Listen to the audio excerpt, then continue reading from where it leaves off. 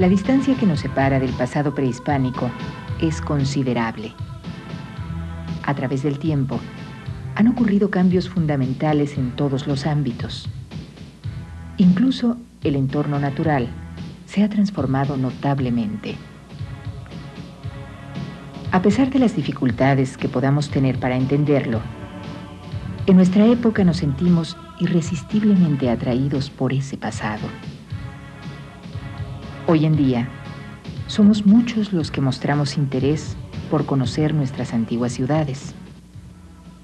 Por ejemplo, la antigua Teotihuacán. Se encuentra en el mismo valle que la Ciudad de México y es ahora un lugar al cual las gentes más diversas se dirigen, cada uno en búsqueda de algo distinto.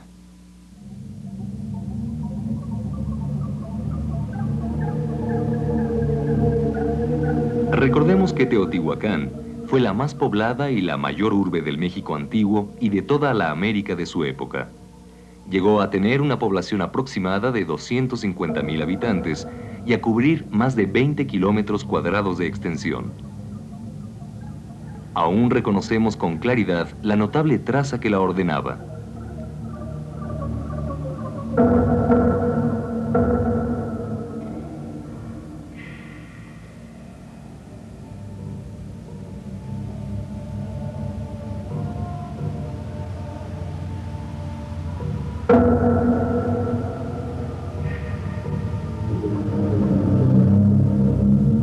Traza que la ubica dentro de un orden cósmico, ya que sigue la orientación de las pirámides del Sol y de la Luna.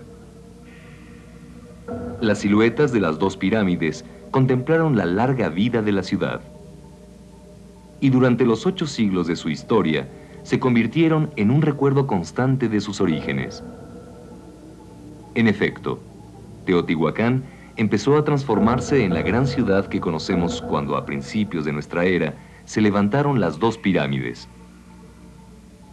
En el lugar donde se construyó la pirámide del Sol, existía un primer santuario erguido sobre una larga cueva que termina en una cámara de 4 pétalos.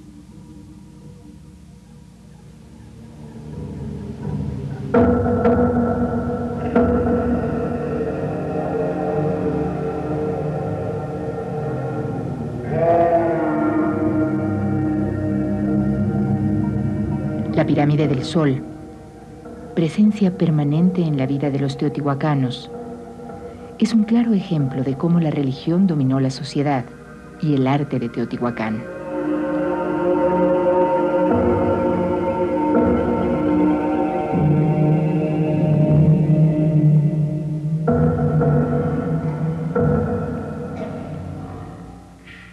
¿Qué buscamos nosotros en Teotihuacán? Entre los caminos que nos ofrece la historia, tomaremos el que nos acerca a su arte para adentrarnos en el pensamiento y la sensibilidad de sus creadores y su sociedad. El llamado Palacio de Tetitla es una de las más importantes construcciones de Teotihuacán. Tetitla conoció muchas modificaciones a lo largo del tiempo que acabaron por integrar en un solo conjunto varios patios rodeados por templos. Nos quedaremos en el templo de uno de los patios de Tetitla, al que llamaremos el Templo del Hombre Jaguar. En este templo se conserva una serie de murales pintados alrededor del año 550 de nuestra era.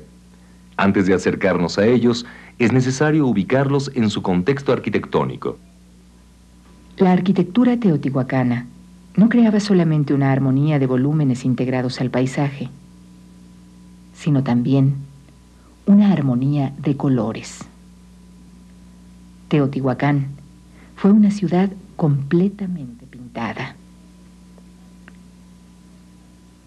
La superficie de las construcciones nunca fue concebida para que la piedra quedara al desnudo. Los colores dominantes eran el rojo y el blanco. Blanca era la capa de estuco que cubría prácticamente toda la ciudad. El rojo se extendía sobre grandes superficies, contrastando fuertemente con el blanco del estuco. Pero no solo se usaron el rojo y el blanco. En muchos de los edificios importantes, la pintura mural reunía una amplia gama de colores. Esta pintura se adapta al perfil característico de la arquitectura teotihuacana, que divide los muros en talud-tablero. El tablero es la parte superior de la pared, enmarcada generalmente por un reborde o una cenefa pintada. El tercio inferior del muro tiene una inclinación que sobresale ligeramente y es lo que se denomina talud. Esta pintura también está delimitada por una cenefa. Sobre una pared, la composición de un mural es distinta en el talud y el tablero. Se subordina así al inconfundible perfil teotihuacano. Se debe señalar que, por lo general, la pintura que se conserva es la que se encuentra en el talud, ya que la parte superior, o tablero, fue destruido por los mismos teotihuacanos cuando levantaron encima nuevas construcciones. El perfil de las paredes en los espacios interiores reitera el de los basamentos que sostenían los templos, basamentos en los cuales se reconocen también el talud y el tablero. Además de considerar las divisiones de talud-tablero, hay que tomar en cuenta que los murales no eran pinturas aisladas, sino que fueron concebidos como unidades mayores, las cuales se extendían sobre una serie de paredes. Así, en el templo del hombre jaguar de Tetitla, las imágenes se desarrollan a lo largo de los distintos cuartos del templo. Es importante recalcar que el templo del hombre jaguar se compone de 3 partes: el recinto, el pórtico y una serie de cuartos que los rodean. La composición de los murales se integra a la organización de los espacios. El ritmo se crea por la alternancia o la repetición de las figuras a lo largo de los muros. En el recinto se alternan 2 imágenes, en tanto que en el pórtico la misma imagen se repite sobre todos los muros. En la sucesión de espacios que rodean el recinto, los murales conforman una clara unidad. Se repite una y otra vez la misma escena del hombre jaguar que se encamina hacia un templo. En el corredor, iluminado por un pequeño espejo de agua, todas las representaciones del hombre jaguar se dirigen hacia un mismo punto, la puerta del fondo. Después de cruzarla, el hombre jaguar penetra a los cuartos que se suceden atrás del recinto. Así, avanza de cuarto en cuarto hasta llegar a la cámara mayor. En el punto central de esta, al fondo, convergen en un mismo templo los 2 caminos por los cuales ha avanzado nuestro hombre jaguar. Mientras que en los muros que flanquean el vano, el personaje mira hacia la puerta. De igual manera que la composición general nos ha traído a este punto convergente, también nos hace retroceder nuestros pasos y salir de la cámara. ¿Qué nos dicen las pinturas del templo del hombre jaguar? Para entenderlas, es necesario que las ubiquemos en el contexto del lenguaje visual de Teotihuacán. Este lenguaje no representa directa y llanamente la experiencia visual. Expresa ante todo ideas. ¿Y acaso también sonido cuando el artista recurre a uno de los medios expresivos más utilizados en Teotihuacán, la vírgula que sale de la boca de los personajes y de los animales?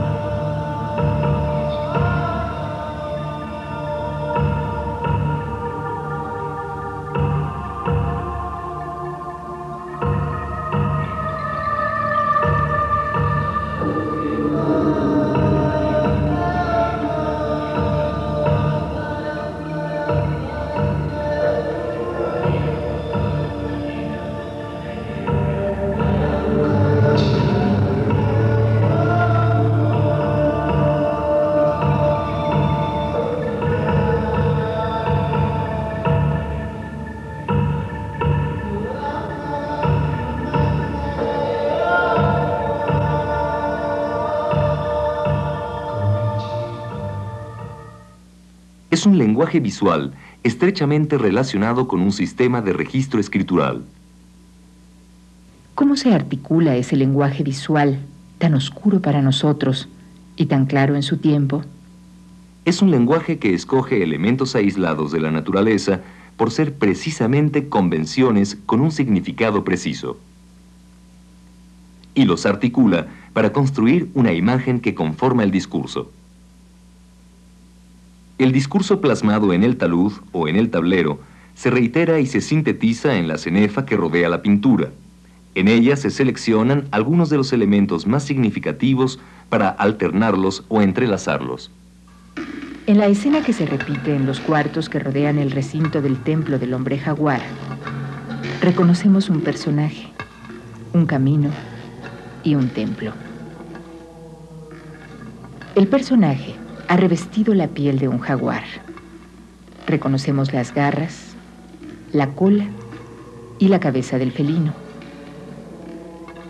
La piel, pintada de azul, está totalmente envuelta por una red, elemento asociado en el lenguaje visual teotihuacano al jaguar. La vestidura incorpora además otros elementos significativos, las plumas y los triángulos. Su ojo, de pupila dilatada, no es el de un jaguar, ni tampoco el de un hombre, sino de un ave. El pesado párpado está coronado por plumas verdes. El hombre jaguar ostenta las insignias de su condición: el tocado, el collar con borlas, la pulsera, la falda, el mashtlatl, el escudo dorsal, la sonaja y el escudo. De su boca sale una vírgula moteada que contiene los signos de la concha y el chalchihuite o disco perforado.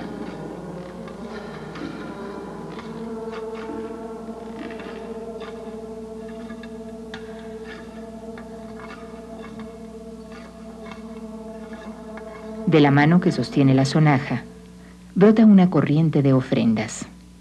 Este hombre tan ricamente ataviado detiene su marcha para arrodillarse. Transita por un camino de tierra bordeado de agua. El camino está señalado por una banda amarilla y por la repetición del signo huella de pie, que denota tanto el sendero como el movimiento. Las acequias que lo flanquean se reconocen por las bandas azules y por la repetición del signo ojo de agua. Se nos precisa así que el personaje recorre la ciudad de Teotihuacán, en donde efectivamente existían calles con acequias. El agua del camino lleva al espejo de agua que ilumina la entrada del templo. Es hacia ese templo que se dirige el hombre jaguar, como lo precisa la dirección de las huellas.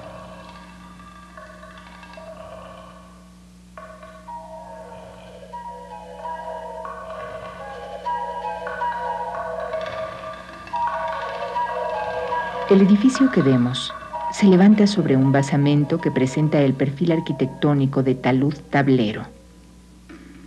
Un gran penacho de plumas verdes corona el techo. Este penacho y el basamento nos señalan que se trata de un templo o bien de algún otro lugar de gran importancia. Sobre las características almenas teotihuacanas y sobre el marco de la entrada, las rosetas pintadas sobre un fondo amarillo evocan la piel de un jaguar. El templo es la casa de la borla, el petate y el chalchihuite. Y así lo designa la cenefa que retoma para resaltarlos, esos tres elementos presentes en el techo del templo.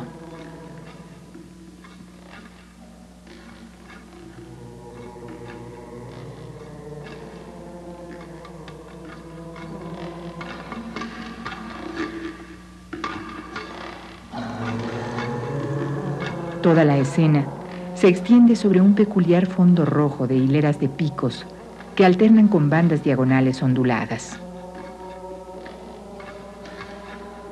Ignoramos si ese fondo se refiere acaso al lugar donde se lleva a cabo la escena, al momento en que ésta se desarrolla, o a la naturaleza misma del acto.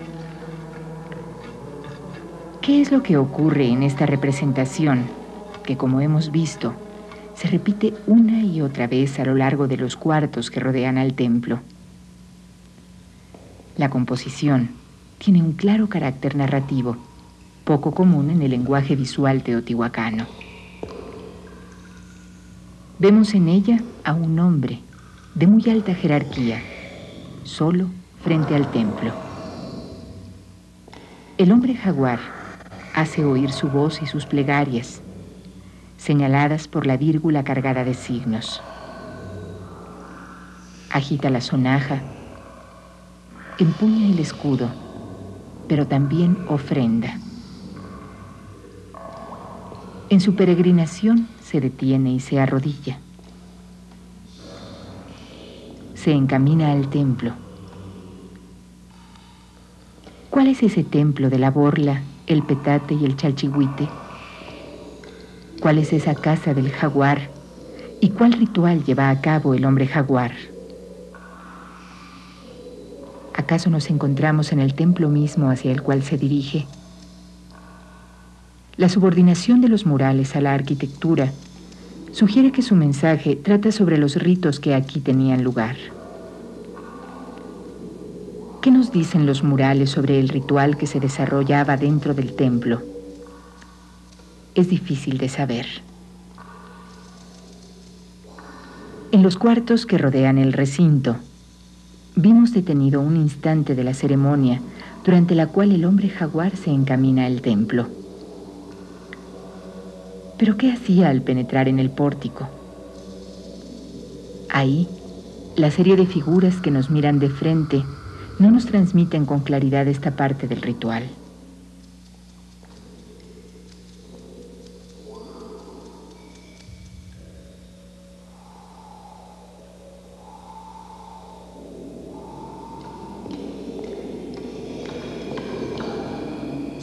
Reconocemos la corriente de ofrendas que brota de las manos.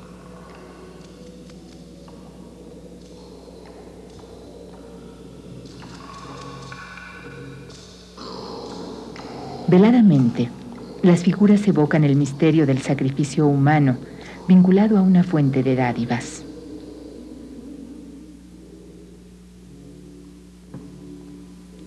En el lugar más sagrado del templo, sobre la cenefa, volvemos a ver manos con corrientes de ofrendas.